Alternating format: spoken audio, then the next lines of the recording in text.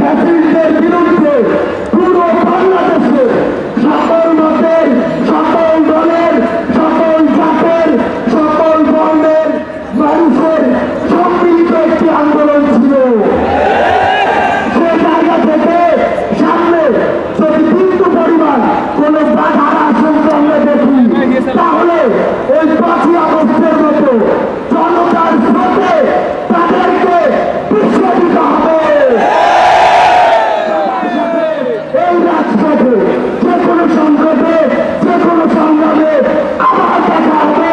সেই পর্যন্ত আমাদের এই সংগ্রাম, আমাদের এই লড়াই চাই থাকো।